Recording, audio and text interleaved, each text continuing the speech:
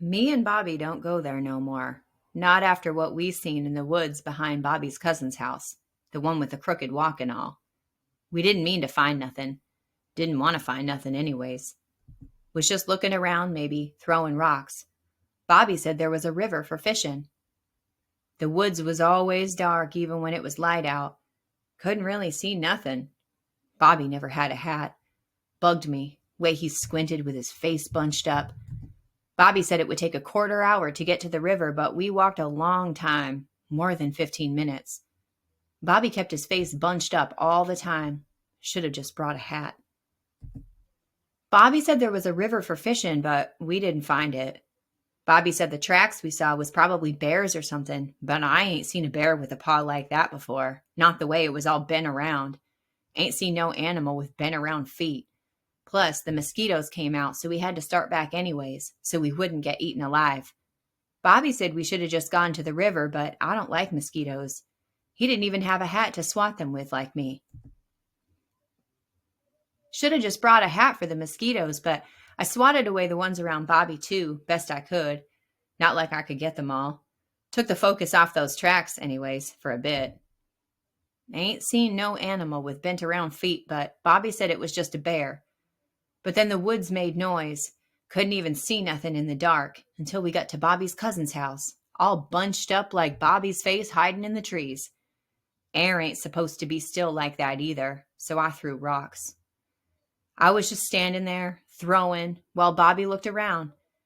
Ain't find his cousin or nothing, but one of my rocks found a body half buried in a pile of leaves.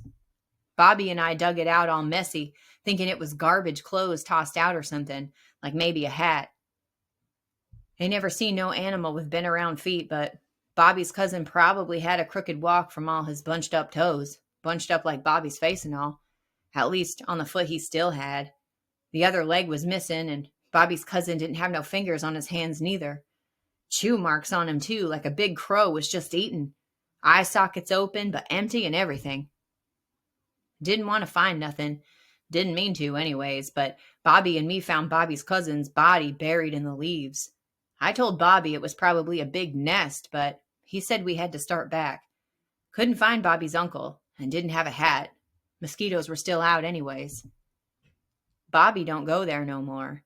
Not after what he seen in the woods behind his cousin's house. Bobby said the tracks we saw was just bears or something, but I know a bear can't make chew marks like that. There ain't bears in those woods, but there's still some bits of Bobby's cousin, the one with the crooked walk and all, left in my teeth.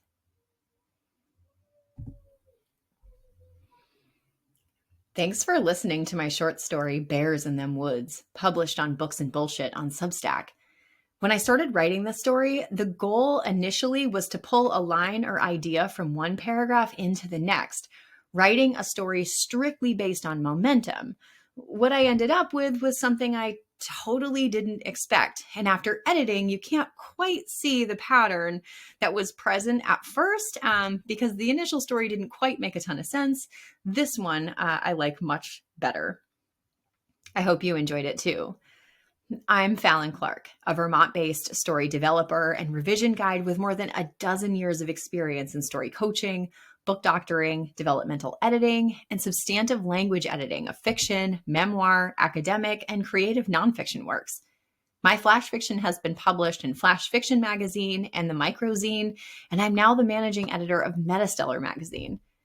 I work with authors at most stages of story development, whether you're just thinking about your story and haven't started writing, whether you have a partial but stuck or messy discovery draft, or whether you have a complete manuscript ready for deep professional revision. Fly into the novel nest on Substack. Check out the About the Editor section to see my services, portfolio, and some client reviews. Join our group on Discord where we sprint together. And you can opt for more personal one-on-one coaching or other editorial assistance from me. And let's get started.